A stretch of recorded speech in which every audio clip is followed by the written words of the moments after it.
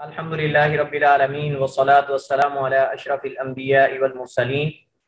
نبینا محمد وعلی آلہ واصحابہ اجمعین، اما بعد۔ جی آج ہمارے پاس 78 نمبر حدیث ہے جو کہ ام المومنین عائشہ رضی اللہ تعالی عنہا سے ہے۔ کون پڑھے گا آپ میں سے حدیث؟ وعن عائشة رضي الله عنها قالت كان رسول الله صلى الله عليه وسلم يذكر الله على كل أحيانه رواه مسلم وعلقه البخاري۔ احسن یہ حدیث جو ہم پڑھنے جا رہے ہیں یہ نواقض وضو کے ضمن میں حدیث جو ہے وہ ذکر کی گئی ہے۔ وضو کے نواقض کون کون سے ہیں، کن چیزوں سے وضو ٹوٹ جاتا ہے، تو اس ضمن میں یہ حدیث ہے ام المؤمنین عائشہ رضی اللہ تعالی عنہا سے، اور ان کا تعارف تفصیلی گزر چکا ہے رضی اللہ تعالی عنہ۔ اس حدیث کو امام مسلم نے موصولاً، یعنی موصولاً کا مطلب یہ ہے کہ سند کے ساتھ متصل اللہ کے نبی علیہ السلام تک بیان کیا ہے، درمیان میں کوئی واسطہ گرا نہیں ہوا کسی راوی کا۔ اور امام بخاری نے معلق روایت کیا ہے۔ معلق اس روایت کو کہتے ہیں جس کے شروع سے ایک یا ایک سے زائد راوی حذف ہو، گرا دیے جائیں، اگرچہ سند کے آخر تک تمام راوی ہی کیوں نہ حذف ہو۔ یعنی امام بخاری رحمہ اللہ تعالی کسی حدیث کو بیان کرتے ہوئے یا تو اس کے درمیان سے جو راوی ہوتے ہیں ان کو آگے تک ذکر کرتے ہیں اور شروع والے راوی گرا دیتے ہیں، یا پھر جو ہے وہ صرف صحابی کا نام ذکر کر کے کہتے ہیں قال انس یا ان انس یا ان نبی ہریرہ ان فلان۔ یہ جو حدیث معلق ہیں ان پر پہلے بھی میں بات کر چکا ہوں کہ معلق روایات امام بخاری کی سند پر نہیں ہے، امام بخاری کی شرط پر نہیں ہے۔ امام بخاری نے اپنی صحیح کے اندر یہ شرط لگائی ہے کہ صحیح بخاری میں صرف وہ احادیث جو ہے ان کو ذکر کریں گے جو صحیح ہیں،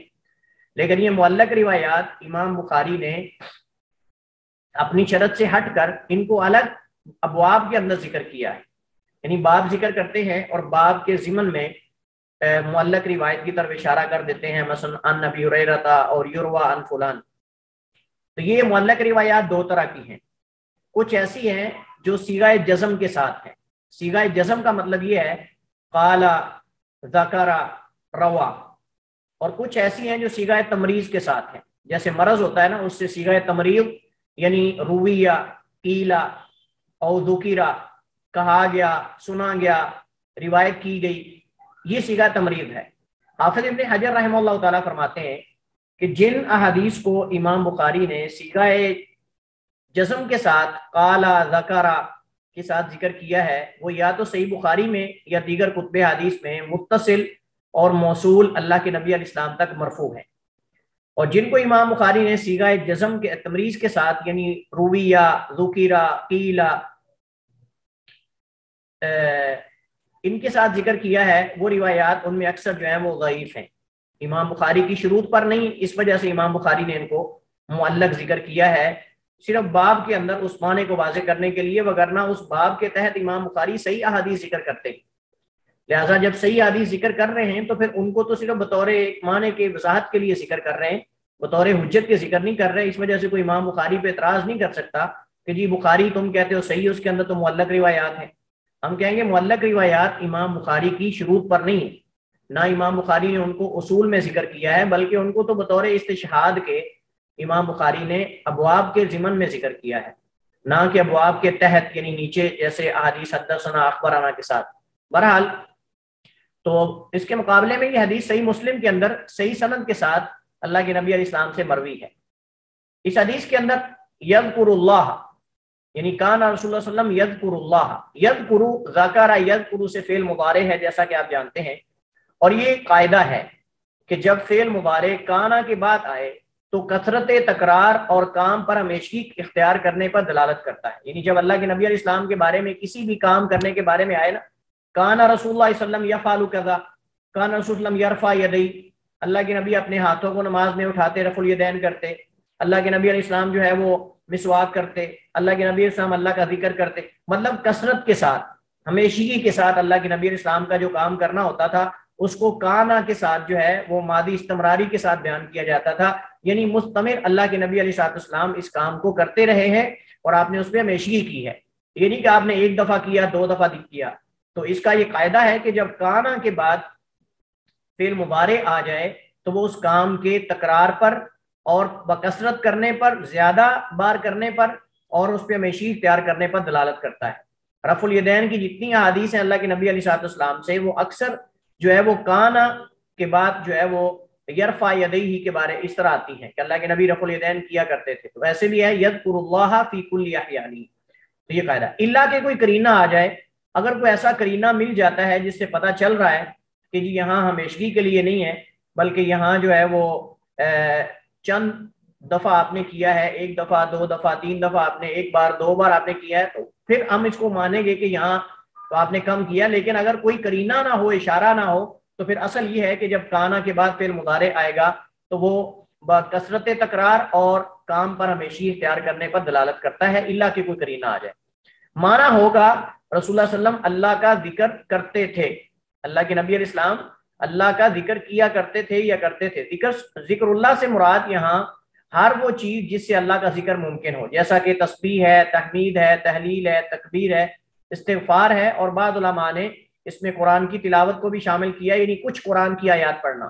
کچھ قرآن کی آیات پڑھنا۔ تو زبانی قرآن پڑھا جا سکتا ہے، اس میں کوئی حرج والی بات نہیں۔ جو مسئلہ اختلافی وہ قرآن کو چھونے کے بارے میں ہے کہ کیا آدمی بغیر وضو کے قرآن کو چھو سکتا ہے کہ نہیں، لیکن قرآن زبانی تلاوت کرنے میں کوئی حرج نہیں۔ اللہ کے نبی علیہ السلام زبانی قرآن پڑھا کرتے تھے، اگرچہ اس حدیث کے عام سے، عموم سے کچھ مسئلے مستثنا ہیں جن کو ہم انشاءاللہ فقہی مسائل اور فوائد کے اندر ذکر کریں گے۔ آگے ہے علی کل احیانہ، یہاں بات ذہن نشین کرنی چاہیے کہ علی بمانا فی ہے، علی بمانا فی ہے، علی ظرفیہ ہے، ظرف کے لیے آ رہا ہے، اور ظرف زمانی بھی ہوتا ہے، ظرف مکانی بھی ہوتا ہے۔ تو ظرف زمانی جس کے اندر زمانے کا ذکر ہو، مکانی جس کے اندر مکان کا ذکر ہو،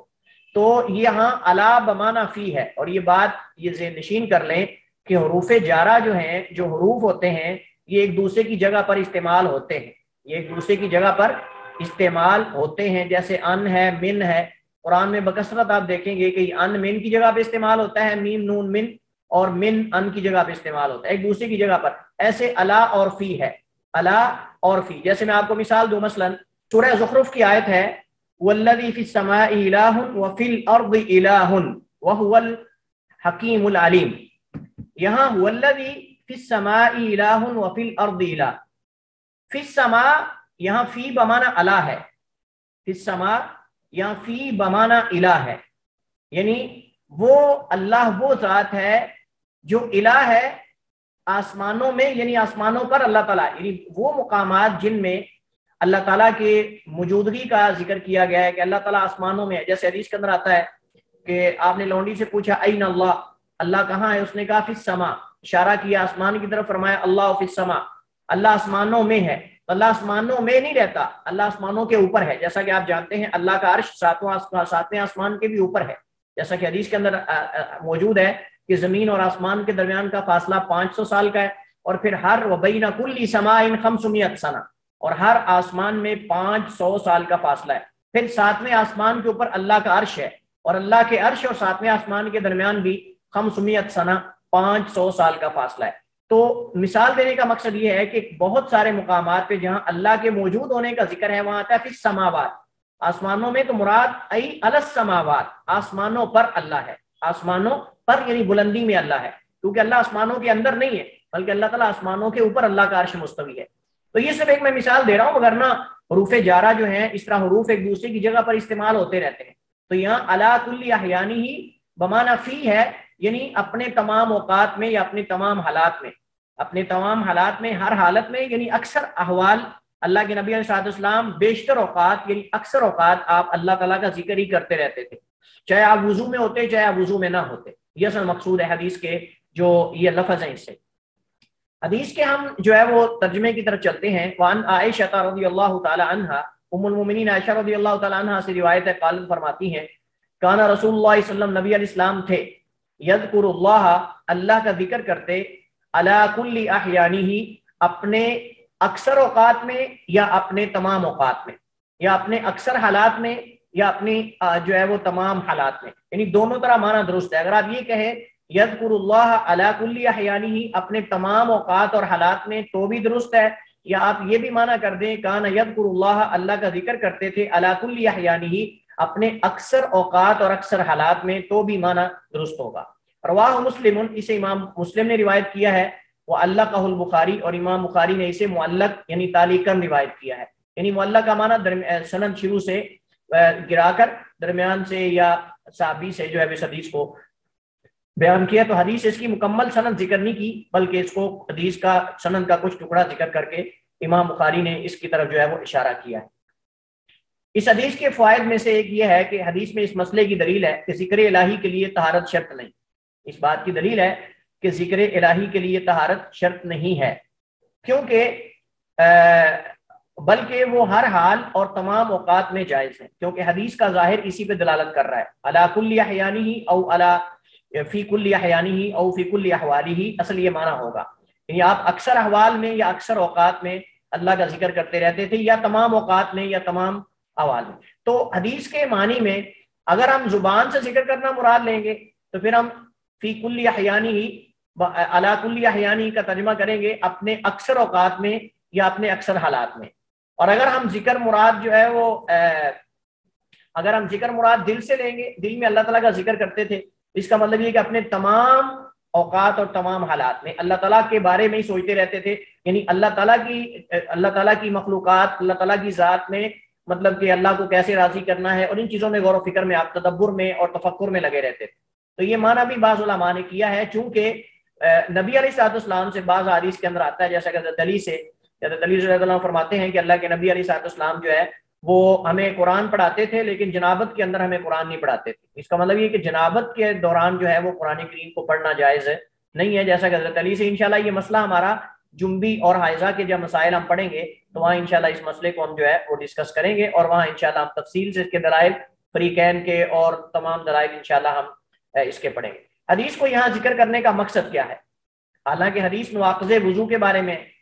اس حدیث کو یعنی باب جو ہے وہ نواقض وضو کا ہے، اور حدیث کے اندر تو نواقض وضو کا ذکر ہی نہیں، تو اس حدیث کا کیسے تعلق بنے گا؟ حدیث کو یہاں ذکر کرنے کا مقصد یہ کہ نواقض وضو ذکر الہی کے لیے مانے نہیں،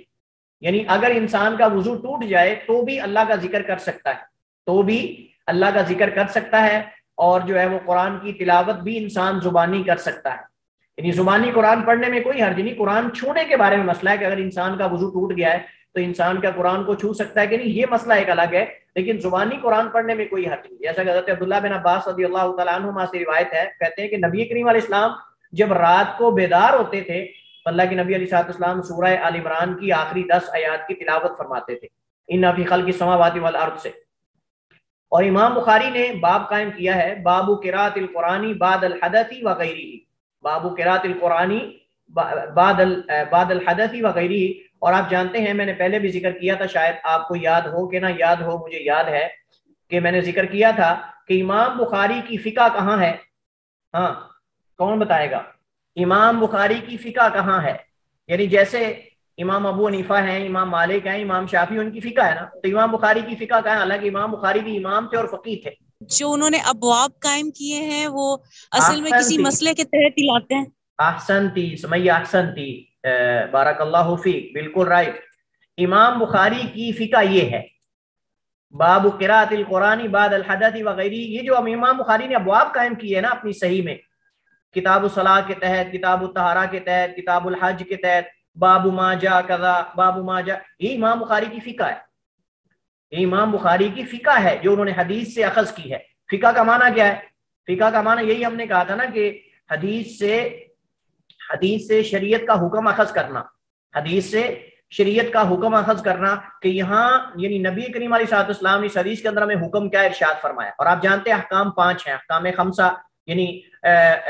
واجب، مندوب، حرام، مکروہ، مباح، یہ 5 اقسام ہیں، ان کو احکام خمسہ کہتے ہیں۔ تو اس حدیث کے اندر ہمیں کیا حکم دیا گیا ہے؟ یہ احکام اخذ کرنا حدیث سے، یہ اصل میں فقہ ہے، اس کی گہرائی میں جا کر۔ تو امام بخاری نے جو احادیث سے مسائل اخذ کیے ہیں ان کے ابواب قائم کر دیے، اور اکثر محدثین اور علماء کے جو ابواب ہیں ان کی فقہ ہوتی ہے۔ تو امام بخاری کے ابواب حل کرنے کے لیے آپ سمجھ لیں کہ لوگوں کی عمریں کھپ گئی ہیں۔ حافظ ابن حجر نے فتح الباری کے اندر بڑی ٹرائی کی امام بخاری کے ابواب کو حل کرنے کی، کہ اس باب کا حدیث سے کیا تعلق ہے، حدیث کا باب سے کیا تعلق ہے، اور ابھی بھی کئی ایسے ابواب ہیں کہ جن کو بظاہر بڑی کوشش کرنے کے باوجود بھی یہ پتہ نہیں چلتا کہ امام بخاری یہاں یہ مسئلہ کیسے اخذ کر رہے ہیں. یعنی یا تو ہم امام بخاری جیسی سوچ لے کر آئیں، فہم لے کر آئیں، تو پھر ہمیں پتہ چلے. تو ائمہ نے باقاعدہ امام بخاری کے ابواب پر کتابیں لکھی ہیں کہ امام بخاری کے ابواب کی حدیث سے جو مناسبت ہے وہ کیسے ہے، اور یہاں امام بخاری نے کیا مراد دی. تو بہرحال امام بخاری کہتے ہیں یہ باب ہے قراءۃ القرآن، قرآن پڑھنے کا، بعد الحدث، حدث لاحق ہونے کے بعد، وغیرہ ہی، اور اسی کے علاوہ یعنی حدث اور اس کے علاوہ غیر حدث کے اندر بھی. تو امام بخاری نے یہاں ذکر کیا کہ قرآن بھی حدث کے بعد پڑھا جا سکتا ہے، اور حدث سے مراد یہاں حدث اصغر ہے. حدث سے مراد یہاں حدث اصغر ہے، جیسا کہ حضرت علی کی حدیث اس کی وضاحت کر رہی ہے. مسئلہ یہاں یہ ہے کہ کیا حدیث کے عموم سے بعض حالات مستثنا ہیں؟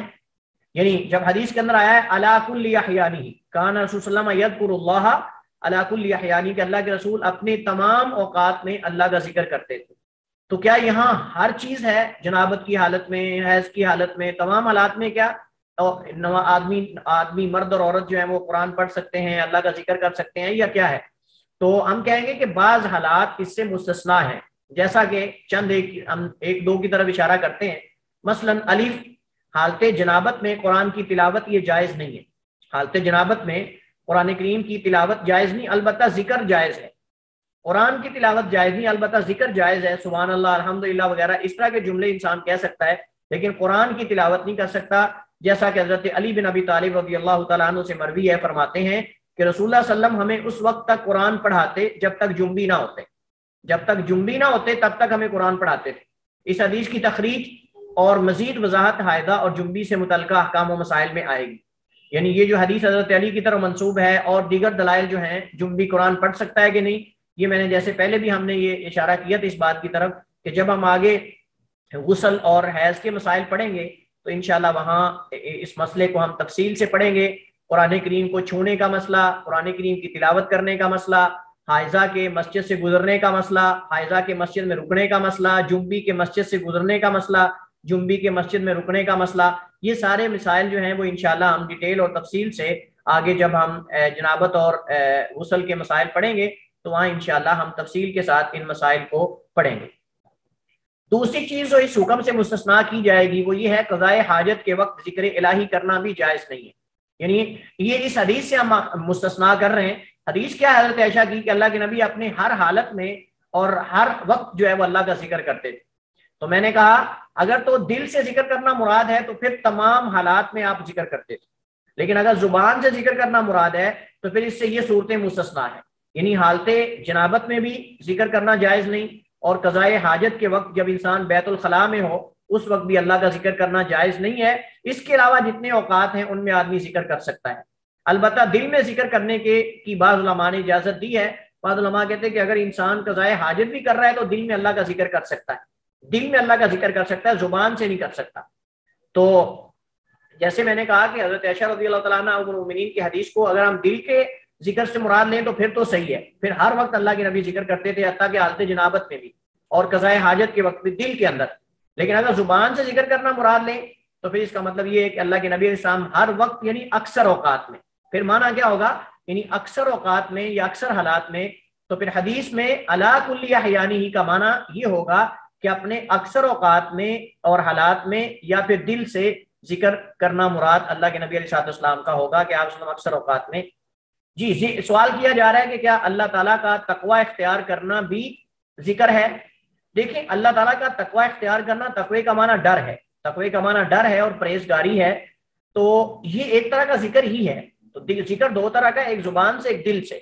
دل کا ذکر مراد یہ کہ انسان اللہ سے ہر وقت ڈرتا رہے اور اللہ تعالیٰ کی رضا اور خوشنودی تلاش کرتا رہے، اور ہر وقت اللہ اس میں ہو کہ اللہ میرے اوپر راضی کیسے ہوگا، اگر میں نے یہ کام کیا تو اللہ ناراض ہو جائے گا. دل میں اللہ کا خوف ہو، اللہ تعالیٰ کی رضا حاصل کرنا مقصود، یہ دل سے ذکر ہے. اللہ تعالیٰ کی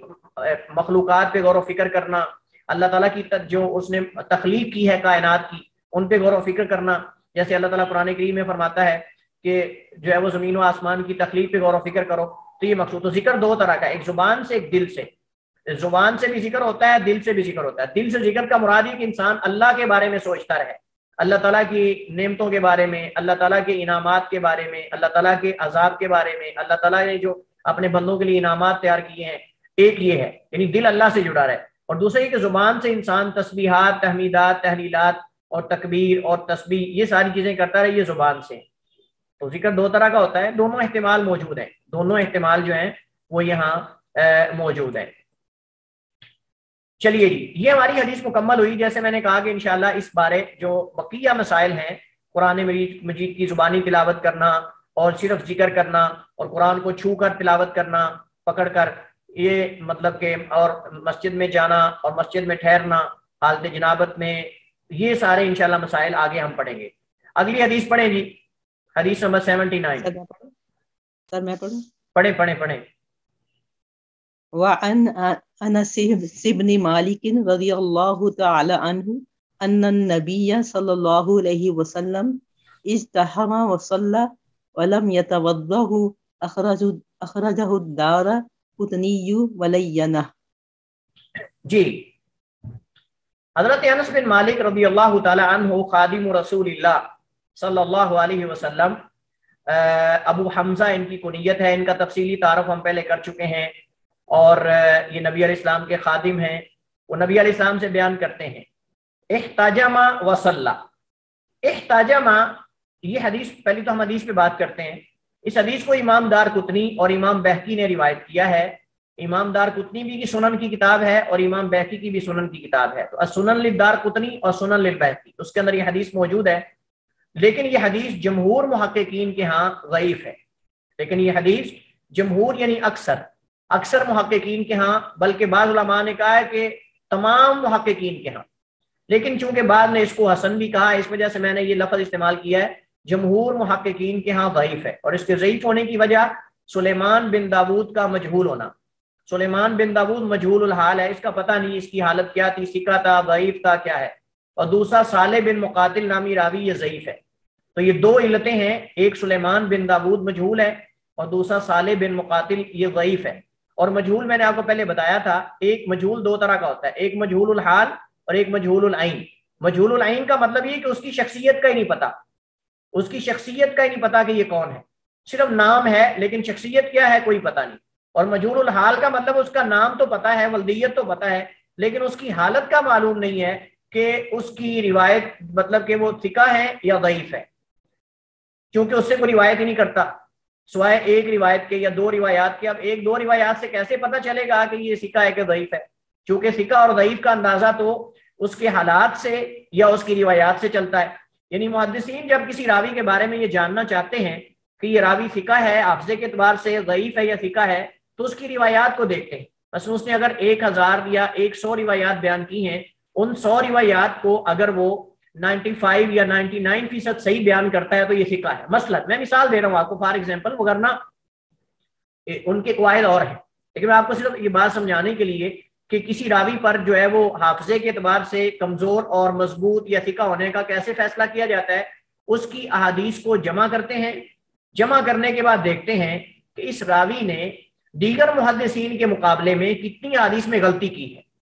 اس غلطی کی پرسنٹیج نکال کے اس پر حکم لگا دیتے ہیں۔ اگر تو اس کی آدھی حدیث جو ہے وہ غلط ہیں تو اس کو مثلا وہ کہہ دیتے ہیں کہ مقبول ہے۔ مثلا مقبول کا مطلب یہ کہ ثقہ اور صدوق کے بھی بعد کا درجہ ہے، یعنی یہ ضعیف سے تھوڑا کم ہے، ضعیف سے تھوڑا کم ہے۔ اور اگر اس کی مثلا 50 سے بھی نیچے آدھی سے زائد حدیث جو ہے وہ ضعیف اور اس کے اندر غلطی کی ہے تو اس کو کہتے ہیں کہ نہیں، اس کی حدیثیں قابل قبول نہیں ہے۔ اور اگر 90% بھی اور بلکہ 99 98 97 یہ ساری اگر پرسنٹیج اس کی حدیث میں جس میں اس نے غلطی نہیں کی، جن حدیث میں اس نے غلطی نہیں کی وہ 99% ہے یا 97 ہے یا 98، یا مطلب یہ تو نہیں ہو سکتا، اتنے بڑے بڑے محدثین بھی ان سے کہیں نہ کہیں غلطی ہوئی ہے، یہ بات تو حتمی ہے، جتنے بھی بڑے بڑے ائمہ اور محدثین ہیں ان سے کہیں نہ کہیں غلطی ہوئی ہے، یہ بات تو حتمی ہے، لیکن وہ غلطی اتنی کم ہے کہ ان کی صحیح حدیث کے مقابلے میں اس کی کوئی ویلیو نہیں ہے۔ ان کی صحیح حدیث کے مقابلے میں ایک دو حدیثوں میں اگر ایک امام غلطی کرتا ہے، مثلا 1000 حدیثیں بیان کرتا ہے، میں مثال دے رہا ہوں، اگر 1000 حدیثیں بیان کرتا ہے، اس میں اگر ایک حدیث میں غلطی ہو جاتی ہے تو یہ کوئی بڑی بات نہیں ہے، یہ کوئی بڑی بات نہیں ہے۔ تو اس حساب سے وہ پرسنٹیج نکالتے تھے۔ مثلا اس امام سے، امام زہری سے اب مثلا 20 بندوں نے حدیثیں لی ہیں، ان میں سے جو بڑے بڑے ائمہ ہیں جیسا کہ امام مالک ہیں، لیث بن سعد ہیں، بڑے بڑے ائمہ نے جب امام زہری سے جب حدیثیں لی ہیں انہوں نے جتنی حدیثیں بیان کی ہیں وہ کتنی غلطی کرتے ہیں، اور جو دوسرا ضعیف راوی جس کو ضعیف انہوں نے کہا ہے وہ ان کے مقابلے میں آدھی سے بھی کم حدیثیں صحیح بیان کرتا ہے. اس کا مطلب یہ ہے کہ وہ ضعیف ہے امام زہری کی حدیث میں. تو اس طرح کر کے وہ پرسنٹیج نکال کے راوی پہ فیصلہ. اب جس راوی سے حدیثیں ہے ہی نہیں، یا ایک حدیث ہے یا دو حدیثیں، اس کے بارے میں کیا فیصلہ کیا جا سکتا ہے کہ یہ حافظے کے اعتبار سے کیسا تھا؟ تو اس وجہ سے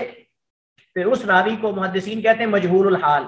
یعنی اس کی حالت غیر واضح ہے، نہ اس کو کسی نے ثقہ کہا ہے نہ اس کو کسی نے ضعیف کہا ہے. اس طرح کے راوی جو ہوتے ہیں ان کو مجہول العین کا مطلب ہے کہ اس کی شخصیت ہی غیر واضح ہے. اور صالح بن ضعیف،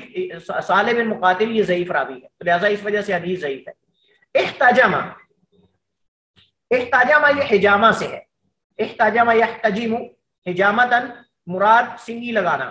یعنی مخصوص آلے کے ذریعے جسم سے فاسد خون کا نکالنا، جسے ہمارے ہاں سنگی لگانا بھی کہتے ہیں. اچھا یہ آپ لوگوں نے شاید یہ نہیں دیکھا ہوگا، اس کو سنگی کیوں کہتے ہیں؟ کون آپ میں سے بتائے گا؟ السلام علیکم سر. یہ ایک جو ہوتی ہے جو خون چوستی ہے، تو لیچ کو سنگی کہتے ہیں شاید. نہیں اور کوئی ریفرنس سے پھر کا اور کوئی لیچ پھٹ جائے نا تو خون چوستی ہے پھر، تو اسی ریفرنس سے لیچ ایک چیز ہوتی ہے وہ جسم کے ساتھ چپک جائے تو خون چوسنا شروع کر دیتی ہے. دیکھیے ہمارے ہاں آج کل جدید دور میں، ٹھیک ہے ڈاکٹر مقبول صاحبہ احسن تھی، یہاں اصل میں اس کا نام جو سنگی رکھا گیا نا، اس کی ایک مناسبت ہے، اس کی ریزن ہے. اس کو سنگی کہنے کی ریزن اور وجہ ہے، اور وہ کیا ہے کہ قدیم زمانے میں ایک سینگ نما آلہ ہوتا تھا. سینگ ہوتا ہے نا، سینگ جو گائے کا، بھینس کا بڑے سینگ ہوتے ہیں، سینگ نما آلہ ہوتا تھا. اس کو زخم کسی جسم کے حصے پر رکھ کے، اس کو کاٹ کے کسی چیز سے،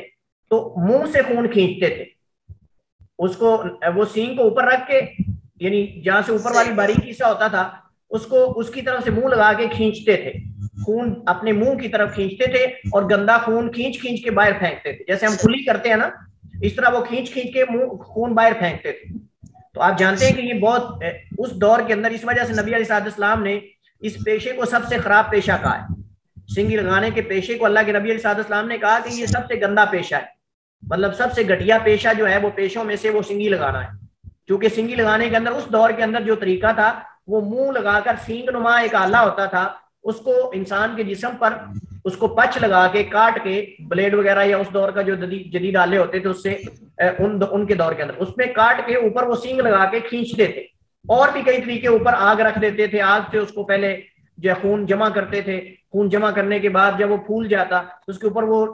بلیڈ سے کاٹ کے اس کے اوپر سینگ لگا کے اس کو منہ سے بیک کھینچتے تھے اور پھر اس کی کلی کر دیتے تھے، کھینچ کے باہر پھینکتے تھے. تو چونکہ گندا خون منہ میں جاتا تھا، اس وجہ سے اللہ کے نبی علیہ السلام نے اس پیشے کو سب سے گندا پیشہ کہا، کیونکہ خون، انسانوں کا خون کھینچنا. اور تو یہ علماء کے درمیان اختلافی مسئلہ ہے کہ کیا سنگی لگانے کا پیشہ اختیار کرنا چاہیے کہ نہیں اختیار کرنا چاہیے. بہرحال ایک الگ موضوع ہے. تو بیان کرنے کا مقصد یہ ہے کہ جسم سے فاسد خون کا نکالنا، گندے خون کا نکالنا، یہ اصل میں حجامہ ہوتا تھا قدیم زمانے میں. اور آج کل اس کے جدید وہ کپ وغیرہ، جو کپس وغیرہ ہوتے ہیں، وہ کپس لگا کے پیچھے جو ہے وہ پمپ کے ذریعے اس کو پہلے کھینچا جاتا ہے، اور جب وہ خون جمع ہو جاتا ہے ایک جگہ تو بلیڈ سے اس کو جگہ جگہ سے کاٹ کر. یہ سنگی ایک کارگر علاج ہے جو آج کل بھی کئی لا علاج بیماریوں کے لیے علاج ہے. یعنی نبی کریم علیہ السلام نے فرمایا اگر شفا ہوتی تو سنگی، اور جو ہے وہ یعنی کا معنی داغنے کا عمل ہوتا ہے. آپ جانتے ہیں کہ کہیں زخم ہو تو وہاں لوہا گرم کر کے لگانا، یہ داغنے کا عمل ہے. جیسا کہ حضرت سعد بن عبادہ رضی اللہ تعالیٰ عنہ کو اللہ کے نبی نے داغا تھا، اور آپ صلی اللہ علیہ وسلم نے خود بھی باقاعدہ اس کو مطلب کہ علاج بتایا ہے. تو یہ مختلف علاجات تھے جو عرب کے یہاں معروف تھے، اور یہ کارگر علاج ہے. تو سنگی جو ہے یہ ایک آلہ ہے، اور جو ہے وہ اس سے جو ہے وہ جسم سے گندا خون جو ہے وہ کھینچا جاتا ہے. اب ہم چلتے ہیں حدیث کی طرف، اور اس کے انشاءاللہ فوائد بعد میں پڑھیں گے. حضرت انس بن مالک رضی اللہ تعالی عنہ روایت کرتے ہیں ان النبی صلی اللہ علیہ وسلم، کہ بے شک نبی کریم علیہ تحیت و تسلیم نے احتجم، سنگی لگوائی، وصلی، اور نماز پڑھی، ولم یتوضا، اور آپ نے وضو نہیں فرمایا. یعنی اللہ کے نبی علیہ السلام نے سنگی لگوائی اور اسی طرح جا کے نماز پڑھ لی، اور آپ نے وضو نہیں کیا. تو جیسے ہم نے کہا کہ حدیث ضعیف ہے، لیکن اس کے بارے میں جیسے پہلے ہم مسئلہ پڑھ چکے ہیں، جب ہم نے نکسیر پھوٹنے کا مسئلہ اور قے آنے کا مسئلہ، ہم نے جب یہ حدیث جو ہے وہ گزشتہ ہمارے لیکچر میں یہ تفصیل سے ہم نے پڑھی تھی، تو اس کے اندر میں نے آپ کو بتایا تھا کہ سبیلین کے علاوہ، شرمگاہ کے علاوہ کسی بھی جسم کے حصے سے نکلنے والا خون ناقض وضو نہیں ہے، اس سے وضو نہیں ٹوٹتا، اور نہ وہ نجس ہے، نہ وہ نجس ہے اور نہ اس سے وضو ٹوٹتا ہے۔ حدیث میں اس بات کی دلیل ہے کہ حجامہ سنگی ناقض وضو نہیں، یعنی اگر ایک آدمی سنگی لگواتا ہے، اور اسی طرح آج کل جدید دور میں خون بلڈ دینا کسی مریض کو، اگر کسی مریض کو کوئی بلڈ دیتا ہے تو اس سے وضو نہیں ٹوٹتا،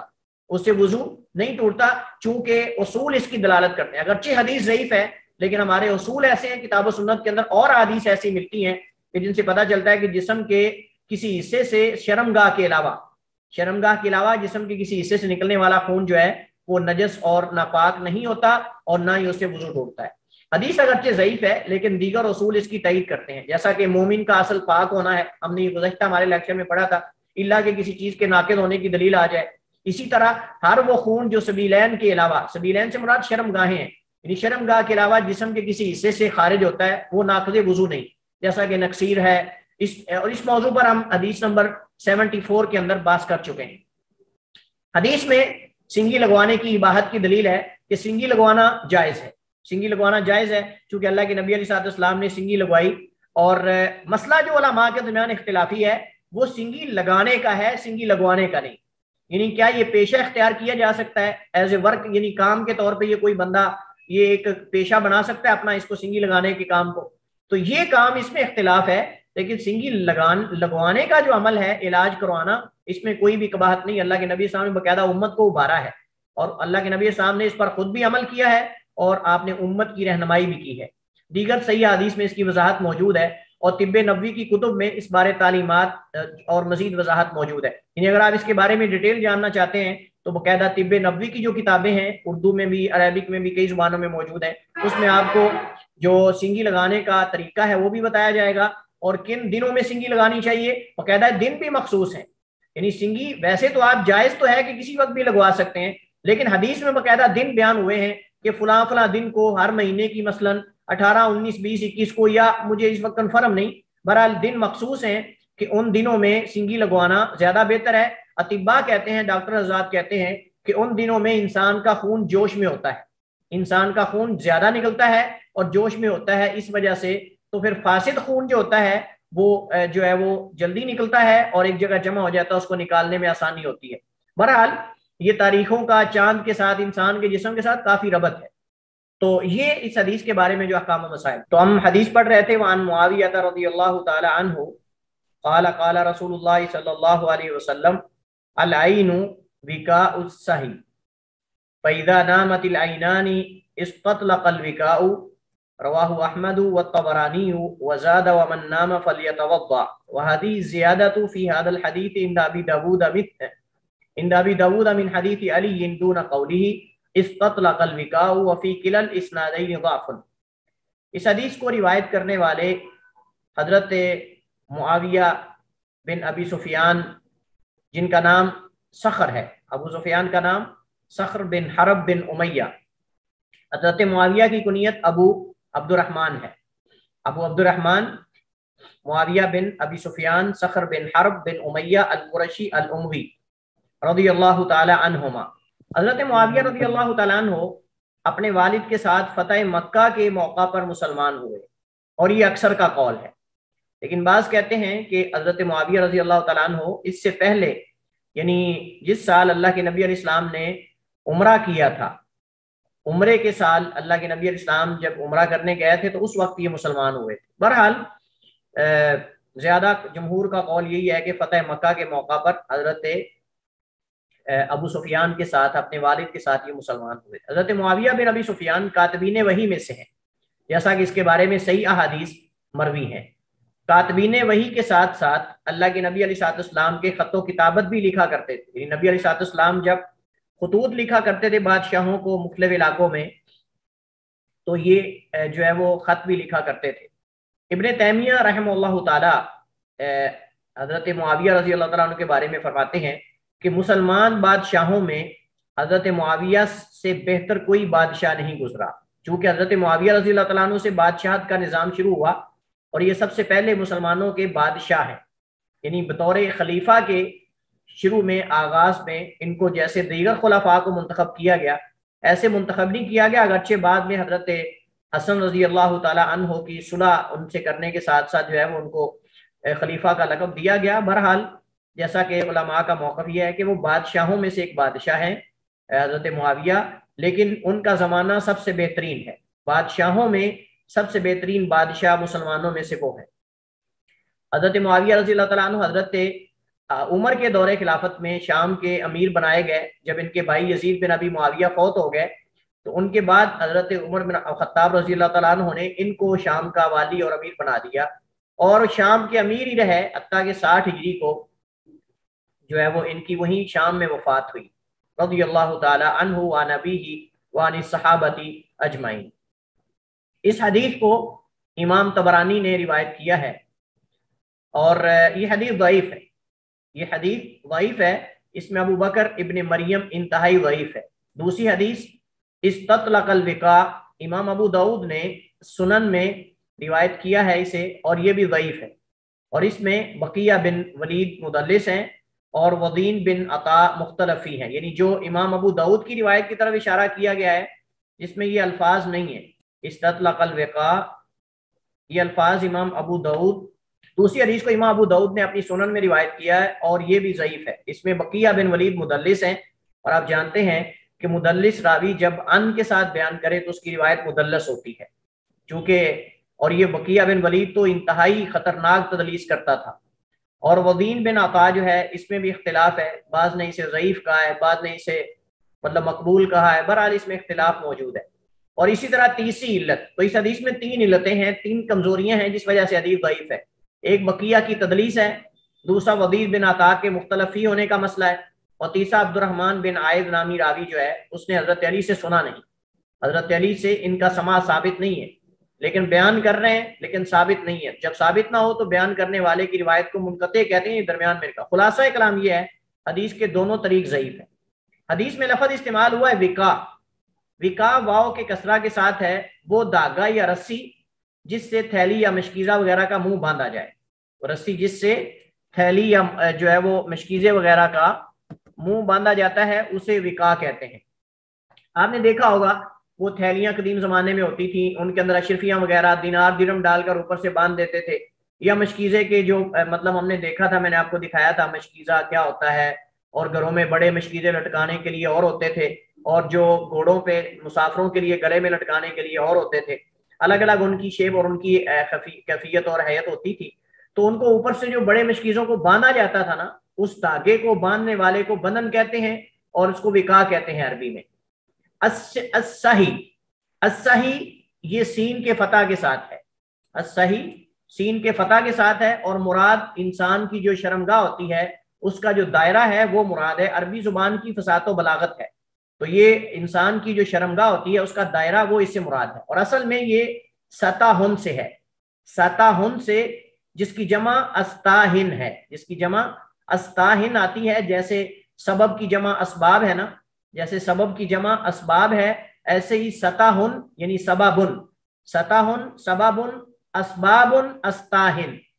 تو استاہن یہ جمع ہے ستاہن کی، تو اس سے ہے، اور مراد انسان کی جو شرمگاہ ہے اس کی جو دائرہ ہوتا ہے، اور یہ تشبیہ ہے، نبی کریم علیہ السلام نے یہاں تشبیہ دی ہے انسان کی شرمگاہ کو اس مشکیزے کے ساتھ جس کو مضبوطی سے کسی رسی کے ساتھ باندھا ہوا، اور یہ تشبیہ کا معنی کیا ہوگا، یعنی بیداری، آنکھوں کا کھلا رہنا، بیداری جو ہے انسان جب سویا ہوا نہ ہو، شرمگاہ کی اس طرح حفاظت کرتی ہے، اگر انسان کی آنکھ کھلی انسان بیدار ہے تو شرمگاہ کی اس طرح حفاظت کرتی ہے، اور اس سے کسی نکلنے والی چیز جیسا کہ ہوا وغیرہ کا خارج ہونا اس کو اس طرح روکتی ہے جیسا کہ بندھن مشکیزے کو روکتا ہے، یعنی آپ جب مشکیزے کے اوپر کوئی چیز باندھ دیتے ہیں اور اس کے اندر پانی وغیرہ جو چیز ہوتی ہے اس کو محفوظ کر لیتا ہے، اس کو نکلنے نہیں دیتا، تو انسان کی جب آنکھیں کھلی ہوتی ہیں تو اس وقت انسان اپنی شرمگاہ اس کو مطلب کہ سارے اس کے اعضاء مضبوط ہوتے ہیں، اور اس میں احتمال نہیں ہوتا کہ انسان کی شرمگاہ سے کوئی ہوا وغیرہ خارج ہو اور اس کو پتہ نہ چلے، اور اس کو پتہ نہ چلے، لیکن جب انسان لیٹ جاتا ہے کہ انسان جب سو جاتا ہے، نیند آ جاتی ہے، تو وہ جو بندھن ہوتا ہے انسان کا وہ ڈھیلا ہو جاتا ہے، یعنی اعضاء ڈھیلے ہو جاتے ہیں اور اعضاء ڈھیلے ہونے کی وجہ سے انسان سے ہوا خارج ہوتی ہے اور وضو ٹوٹ جاتا ہے اور انسان کو اس کا شعور نہیں رہتا. تو یہ نبی کریم علیہ السلام نے تشبیہ دی ہے کہ جیسے مشکیزے پر وہ بندھن جو ہوتا ہے، جو رسی ہوتی ہے، وہ اس سے نکلنے والی چیز کو نکلنے نہیں دیتی، اس کو مضبوط کر کے رکھتی ہے، ایسے انسان کی جب آنکھیں کھلی ہوتی ہیں تو اس کے تمام جسم کے اعضاء پر گرفت مضبوط ہوتی ہے. انسان کی گرفت جو ہے وہ تمام اعضاء پہ مضبوط ہوتی ہے اور اس سے جو چیز کسی نکلنے کا خدشہ ہوتا ہے وہ نکل نہیں پاتی بذات خود، الا کہ انسان کا ارادہ ہو. تو یہ ہے. تو جیسے یہ بندھن جو ہے مشکیزے میں پانی وغیرہ کی حفاظت کرتا ہے اور اس سے نکلنے سے روکتا ہے، ایسے ہی یہ انسان کی آنکھیں جب کھلی ہوتی ہیں تو اس وقت تک انسان کے اعضاء مضبوط ہوتے ہیں، لیکن جو ہی آنکھیں بند ہوتی ہیں ساتھ ہی انسان کے اعضاء کا بندھن ڈھیلا ہو جاتا ہے اور اس سے کسی ہوا کے خارج ہونے وغیرہ کا، ناقض وضو ظاہر ہونے کا اس کو پتہ نہیں چلتا. استطلقا یہ چھوٹ جانے کو کہتے ہیں، چھوٹ جانا، کسی چیز کا کھل جانا. کہا جاتا ہے استطلق بطنہ، اس کا بطن پیٹ کھل گیا، یعنی اسے موشن لگ گئے یا اسے اسہال کی بیماری لگ گئی. تو جب کسی کو اسہال کی بیماری لگ جائے، موشن وغیرہ لگ جائیں، تو اسے عربی میں کہتے ہیں استطلق بطنہ، اس کا پیٹ کھل گیا. اس کا پیٹ کھل گیا مطلب یہ ہے کہ وہ تھمنے کو نہیں آ رہا، اس بیچارے کو یہ بیماری لگ گئی ہے، موشن وغیرہ اسہال کی بیماری، تو اسی سے ہے مطلب کہ استطلق الوقاء، پھر بندھن جو ہے وہ کھل جاتا ہے، ڈھیلا ہو جاتا ہے، یہ اصل مقصود ہے. اب ہم چلتے ہیں روایت کے ترجمے کی طرف. حضرت معاویہ رضی اللہ تعالیٰ عنہ روایت کرتے ہیں، قال فرماتے ہیں، قال رسول اللہ صلی اللہ علیہ وسلم، نبی علیہ السلام نے فرمایا، العین وقاء الصحی، آنکھ یعنی آنکھ کا کھلا رہنا مراد ہے، لیکن ترجمہ آنکھ ہی ہوگا، لیکن وضاحت میں بریکٹ میں آپ کہہ سکتے ہیں کہ آنکھ کا کھلا رہنا، لیکن اصل مراد آنکھ ہے. العین آنکھ، مراد آنکھ ہی ہے. العین میں نے آپ کو بتایا تھا، العین جو لفظ ہے یہ مشترک الفاظ میں سے، عربی زبان میں ایسا لفظ ہے کہ جس کے کئی معنی ہیں. العین آنکھ کو بھی کہتے ہیں، العین چشمے کو بھی کہتے ہیں، العین جو ہے وہ چشمہ پانی والا اس کو بھی کہتے ہیں، اور العین جاسوس کو بھی کہتے ہیں، اور العین جو ہے وہ کسی معین چیز کو بھی کہتے ہیں. جیسے ہم کہتے ہیں بے عینی ہی، اس طرح ہم کہتے ہیں واجب العین، ایسا اسے ہم کہتے ہیں مثلا عین الیقین. عین الیقین یعنی حقیقی یقین جس کے اندر کوئی شک نہ ہو. اس طرح کئی اور جو ہے وہ العین کے معنی جو ہے مستعمل ہیں اور اس کے لیے استعمال ہوتا ہے. آگے ہے العین وقاء الصحی، جو آنکھ ہے اس کا کھلا رہنا اصل میں یہ بندھن ہے صحی یعنی انسان کی شرمگاہ کا. شرمگاہ کے لیے یہ بندھن کے طور پہ یعنی کام کرتا ہے. جیسے مشکیزے کا بندھن اس سے پانی نکلنے سے روکتا ہے، ایسے ہی انسان کی آنکھ جب تک کھلی رہتی ہے انسان کا جو شرمگاہ کا بندھن ہے وہ مضبوط رہتا ہے. فَإِذَا نَامَتِ الْعَيْنَانِ، پس جب آنکھیں سو جاتی ہیں، استطلق الوقاء، تو یہ بندھن جو ہے وہ کھل جاتا ہے یا ڈھیلا ہو جاتا ہے. استطلق کا جیسے میں نے آپ کو بتایا کہ کھل جانا، جیسے پیٹ کا کھل جانا مطلب اسہال کی بیماری کا لگ جانا، اسی سے ہے استطلق الوقاء، تو بندھن جو ہے وہ کھل جاتا ہے یعنی ڈھیلا ہو جاتا ہے اور اس سے پھر ہوا خارج ہو جاتی ہے اور انسان کا وضو ٹوٹ جاتا ہے. لہذا پھر انسان کو سونے میں اس چیز کا احساس نہیں رہ جاتا بسا اوقات کہ اس کا وضو ٹوٹا ہے یا اس کا وضو باقی ہے. رواہ احمد و طبرانی، اسے امام احمد اور طبرانی نے روایت کیا ہے. وزادہ، اور امام طبرانی نے ان الفاظ کا اضافہ کیا ہے، اور وہ کیا ہے؟ ومن نام فلیتوضا، اور جو سو جائے اسے وضو کرنا چاہیے. وہذہ زیادۃ فی ھذا الحدیث، اور یہ جو اضافہ ہے نا ومن نام فلیتوضا، اس طرح کا اضافہ ابو داؤد رحمہ اللہ تعالیٰ نے حضرت علی کی حدیث سے وہ روایت کیا ہے.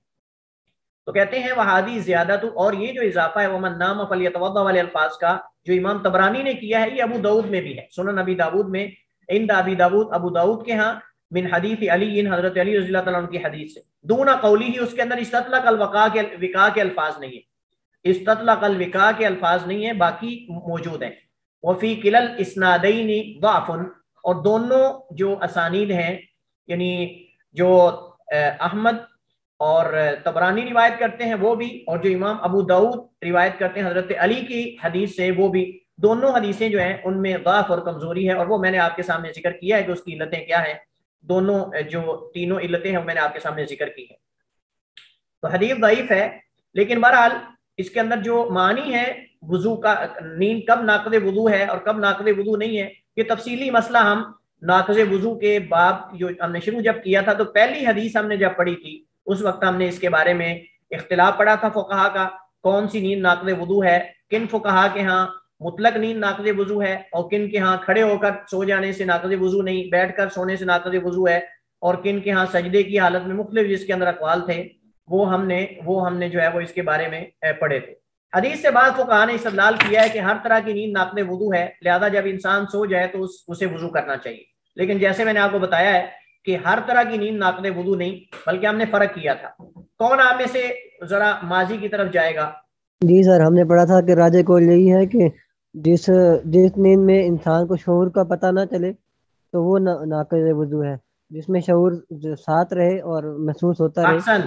ماحول کا۔ یعنی ہمارے سامنے ہم اس حدیث کو عام نہیں کر سکتے، ان حدیث کو جن کے اندر آتا ہے کہ جو لیٹ کر سو جائے یا مطلب جس کو نیند آ جائے وہ اس کا وضو ٹوٹ جاتا ہے، ہم ان کو عام نہیں کر سکتے، چونکہ کچھ ایسی حدیث ہمیں ملتی ہیں کہ صحابہ کرام بیٹھے بیٹھے سو جاتے تھے، حتیٰ کہ ان کے سر نیچے جھک جاتے تھے پھر بھی وضو نہیں کرتے تھے، وہ نماز اسی طرح پڑھ لیتے تھے، جبکہ بعض حدیث کے اندر آتا ہے کہ نیند ناقض وضو ہے۔ تو ان میں پھر ہمیں کوئی ایسی صورت نکالنی پڑے گی کہ جس صورت سے ہم دونوں طرح کی حدیث پہ عمل کر لیں، اور وہ ہم نے کہا تھا کہ راجح قول کے مطابق وہ یہ ہے کہ جس نیند کے اندر انسان کو شعور رہے، اس کے دائیں بائیں جو کام ہو رہے ہیں یا مطلب کہ اپنے نفس کا جسم سے کسی چیز کے خارج ہونے کا شعور رہے، اس نیند کے اندر انسان اگر سو بھی جائے تو ناقض وضو نہیں ہے، اس کا وضو نہیں ٹوٹے گا۔ لیکن جس چیز میں انسان کو، جس نیند میں انسان کو شعور ہی نہ رہے کہ اس کے دائیں بائیں کیا ہو رہا ہے اور اس کے جسم سے نکلنے والی کسی چیز کا بھی شعور نہ رہے، جیسا کہ بعض لوگ جو ہوتے ہیں بیٹھے بیٹھے ہی ایسے سو جاتے ہیں کہ ان کو آپ بلاتے بھی رہیں تو ان کو پتہ نہیں چلتا،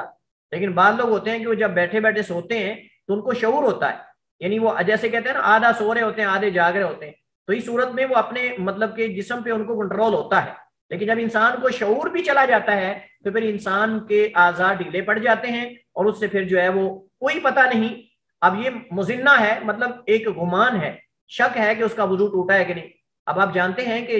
یہ چیزیں جو ہیں احتمال تو ہے نا، وضو ٹوٹنے کا احتمال تو ہے کہ جب انسان ایسی نیند سو جائے کہ جس کے اندر انسان کو شعور بھی نہ رہے۔ اس وجہ سے دونوں طرح کی حدیث پر عمل کرنے کا یہ ایک ہی طریقہ اور وہ یہ ہے کہ ہم کہیں کہ ایسی نیند جس میں سونے والے کو شعور رہے وہ نیند ناقض وضو نہیں ہے، اور جس نیند کے اندر سونے والے کو کسی چیز کا اس کے جسم سے خارج داخل ہونے کا کوئی شعور نہ رہے، اس نیند کو ہم کہیں گے کہ وہ ناقض وضو ہے اور اس سے وضو ٹوٹ جاتا ہے۔ آج کی ہماری آخری حدیث پڑھیں اور اسی سے ہم اپنی جو ہے وہ اس کلاس کو ختم کرتے ہیں،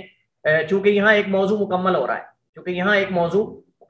اس حدیث پر پھر آگے انشاءاللہ ہم وہ نماز میں جو شیاطین وسوسات مبتلا کرنے والے ہیں اور وساوس اور یہ ساری چیزیں انشاءاللہ ہم اگلے لیکچر میں پڑھیں گے۔ یہ ہماری آخری حدیث ہے، کون پڑھے گا آپ میں سے؟ وَلِأَبِيِّ دَاوُودَ أَيْضًا عَنِ ابْنِ عَبَّاسٍ مَرْفُوعًا إِنَّمَا الْوُضُوءُ عَلَى مَنْ نَامَ مُضْطَجِعًا وَفِي إِسْنَادِهِ ضَعْفٌ أَيْضًا۔ جی،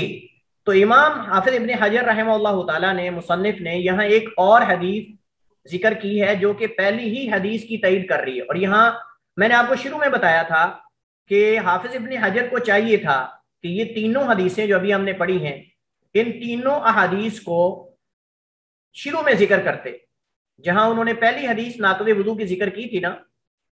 اور وہ نیند کیا تھی؟ حضرت انس رضی اللہ تعالیٰ عنہ کی حدیث تھی کہ صحابہ کرام جو ہیں کانا صحابہ رسول اللہ صلی اللہ علیہ وسلم ینامون ولا یتوضؤون ویصلون، کہ صحابہ کرام جو ہیں وہ سو جاتے تھے اور پھر وضو نہیں کرتے تھے اور نماز پڑھ لیتے تھے۔ کانا صحابہ رسول اللہ صلی اللہ علیہ وسلم ینامون ویصلون ولا یتوضؤون، وہ سو جاتے تھے اور نماز پڑھتے تھے، وضو نہیں کرتے تھے۔ وہ حدیث سب سے پہلی تھی اور اس میں ہم نے نیند کا حکم اور نیند ناقض وضو ہے کہ نہیں ہے، اقوال، اور ہم نے ساری تفصیل پڑھی تھی۔ تو چاہیے یہ تھا کہ یہ تینوں حدیثیں بھی اس کے متصل بات ذکر کرتے، تینوں حدیثیں یہ بھی حضرت انس کی، حضرت عبداللہ بن عباس کی حدیث اور حضرت علی کی، اور یہ دیگر جو حدیث جس کی طرف اشارہ کر رہے ہیں یہ حدیث وہاں ذکر کرنی چاہیے تھی، لیکن ہو سکتا ہے مصنف کے ذہن میں وہ اس وقت حدیثیں نہ ہوں، لیکن جب یہاں پہنچے تو ان کے ذہن میں آئی ہوں، انہوں نے یہاں ذکر کر دیا، وگرنہ ان کی جگہ اصل وہ ہے، یا ان کو ادھر لے آتے، اس کو ادھر لے آتے ان کے ساتھ، یا اس کو وہاں لے جاتے تاکہ موضوع کے ساتھ جو ہے وہ حدیث جڑ جاتی۔ تو بہرحال تو یہ حدیث جیسے کہ خود مصنف حافظ ابن حجر نے اس کو ضعیف قرار دیا ہے، اور ہم نے یہ شروع میں جب بلوغ المرام کا تعارف پڑھا تھا تو میں نے آپ کو بتایا تھا کہ بلوغ المرام میں حافظ ابن حجر بسا اوقات خود حدیث کے ضعف پر حکم لگاتے ہیں اور بسا اوقات کسی بڑے ائمہ سے نقل کرتے ہیں، بخاری، امام دارقطنی وغیرہ کسی اور سے، ابن حبان، امام حاکم وغیرہ سے، جیسا کہ ہم نے گزشتہ حدیث کے اندر پڑھا. اس حدیث کو امام ابو داؤد نے روایت کیا ہے اور یہ حدیث ضعیف ہے، اور ایسی حدیث ہے کہ جس پر تمام محدثین کے ضعیف ہونے کا اتفاق ہے، یعنی جس پر تمام محدثین کا اتفاق ہے کہ یہ ضعیف ہے. جیسا کہ امام نووی رحمہ اللہ تعالیٰ نے اور بہت سارے علماء نے یہ کہا ہے کہ اس حدیث کے ضعیف ہونے پر تمام ائمہ محدثین کا اتفاق ہے. لہٰذا اس کے اندر کوئی اس کو ایسا نہیں صحیح کہنے والا یا حسن کہنے والا، اس کو صحیح حسن کہنے والا کوئی نہیں، بلکہ اکثر کہ ہاں یہ حدیث ضعیف ہے. حدیث میں لفظ یہاں استعمال ہوا ہے مضطجعاً. اس کے ایک دو فوائد ہیں، انشاءاللہ میں بعد میں ذکر کر دوں گا حدیث کا ترجمہ اور فوائد. باقی مضطجعاً حدیث کے اندر جو استعمال ہوا ہے معنی پہلو کے بل لیٹنا. ولی ابی داؤد، اور کہتے ہیں ابو داؤد رحمہ اللہ تعالیٰ کے ہاں یہ الفاظ ہیں نبی علیہ السلام، عبداللہ بن عباس سے مرفوعاً، وہ مرفوع بیان کرتے ہیں نبی علیہ السلام سے. ابو داؤد حضرت عبداللہ بن عباس سے اپنی سند کے ساتھ روایت کرتے ہیں، مرفوعاً وہ اللہ کے نبی سے بیان کرتے ہیں انما الوضوء علی من نام مضطجعا، بے شک وضو ہے اس پر جو سو جاتا ہے مضطجعا پہلو کے بل، یعنی جو پہلو کے بل سو جاتا ہے وضو کرنا اس پر ہے. اس کا مطلب یہ ہے کہ جو اس کے علاوہ سو جائے، یعنی چت لیٹ کر نہیں سوتا بلکہ بیٹھ کے سو جاتا ہے، کھڑے ہو کے سو جاتا ہے، اس پر وضو کرنا نہیں. لیکن حدیث ضعیف ہے. اور لیکن بہرحال حدیث کا ہم توجیہ کیا کریں گے؟ حدیث کی توجیہ یہ ہے کہ عموماً چونکہ آدمی جب سو جاتا ہے، لیٹ کر سوتا ہے، تو اس وقت زیادہ امکان ہوتا ہے وضو ٹوٹنے کا، اس وقت زیادہ امکان ہوتا ہے وضو ٹوٹنے کا اور بدن کے ڈھیلا ہونے کا، کیونکہ یہ ایک ایسی کیفیت ہے جس کے اندر نیند گہری آتی ہے. یعنی لیٹ کر سونا یہ سبب ہے گہری نیند آنے کا. انسان بیٹھ کر اتنا نہیں سو سکتا، کھڑے ہو کے اتنا نہیں سو سکتا جتنا انسان لیٹ کر سوتا ہے. لہذا جب انسان لیٹ کر سو جاتا ہے تو اس وقت انسان کی نیند گہری ہو جاتی ہے، اور جب نیند گہری ہوتی ہے تو اس کو شعور نہیں رہتا کہ اس وقت اس کے دائیں بائیں کیا ہو رہا ہے، یا مطلب یہ ہے کہ اس کے جسم سے کوئی مطلب ہوا وغیرہ کا خارج ہونا یا ایسی چیز کا خارج ہونا جو ناقض وضو ہے، اس کا اس کو شعور نہیں رہتا. لہذا اس کو چاہیے کہ جب بیدار ہو تو وضو کرے. لیکن افسوس کی بات یہ ہے کہ ہمارے ہاں بہت سارے بڑی عمر کے عمر سیدھا لوگ جو ہیں، وہ بلکہ اچھے خاصے نوجوان کئی دفعہ دیکھا مسجد میں سو کے خراٹے لے رہے ہوتے ہیں، اور چپ کر کے جب نماز کھڑی ہوتی تو اسی طرح امام کے پیچھے اللہ اکبر، اور کہتے ہیں ہمارا تو وضو ہے ہی بڑا پکا، کہتے ہیں ہمارا وضو اتنا کچا نہیں ایسے ہی ٹوٹ جائے. یعنی ان بیچاروں کو یہ پتہ نہیں کہ وضو ٹوٹنے کا کیا مطلب ہے، یعنی وہ اللہ جانتا ہے وضو ٹوٹنے سے کیا مراد لیتے ہیں. حالانکہ خراٹے لے رہے ہوتے ہیں اور ان کو ہوش تک نہیں ہوتا کہ وہ کہاں ہیں، لیکن اس کے باوجود بھی بعض لوگ تو جو ہے وہ آوازیں نکال رہے ہوتے ہیں، اور اس کے باوجود بھی وہ نماز جو ہے وہ مطلب کہ، بلکہ ایک بزرگ تھے ان سے پوچھا گیا، مطلب وہ نماز کے اندر ہوا خارج کر لیتے تھے، اور ان سے پوچھا گیا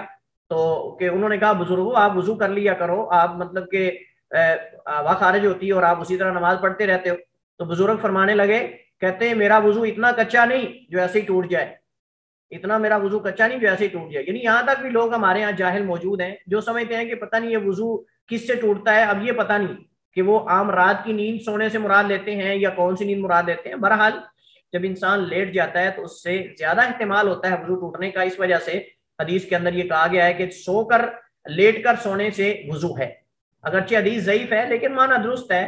کہ اگر انسان لیٹ کر سو جائے اور اتنا سو جائے کہ اس کو شعور نہ رہے تو صورت میں اس پر وضو کرنا واجب ہے. اور یہ اس حدیث کا فائدہ ہے، اور فائدہ یہ ہے چونکہ لیٹ کر سونے سے نیند گہری آتی ہے، اور جب گہری نیند آئے گی تو اس وقت جو ہے وہ وضو ٹوٹنے کا زیادہ امکان ہوتا ہے. اور انسان کو چاہیے کہ جب بیدار ہو تو اس وقت اگرچہ اس کو شک بھی ہے تو وضو کر لے. تو چونکہ انسان کو شعور نہیں، اور جب شعور نہیں ہے تو پھر انسان بغیر وضو کے کیسے نماز پڑھ سکتا ہے. تو یہ آج کے ہمارے احکام اور مسائل اور احادیث تھیں، اسی پر ہم اکتفا کرتے ہیں. واللہ تعالی اعلم واحکم، وصلی اللہ وسلم علی نبینا محمد وعلی آلہ وصحبہ وسلم. ہم انشاءاللہ جس انداز سے حدیث پڑھیں گے اب ہم موضوعات کے حساب سے پڑھیں گے. یعنی یہ جو ہے وہ نیند کے حوالے سے اور اس سے متعلقہ جو موضوعات تھے وہ حدیثیں مکمل ہوئیں. آگے ایک الگ موضوع شروع ہو چکا ہے. اس طرح کر کے موضوعات دو تین موضوعات کی ساری حدیث کو ہم جمع کریں گے.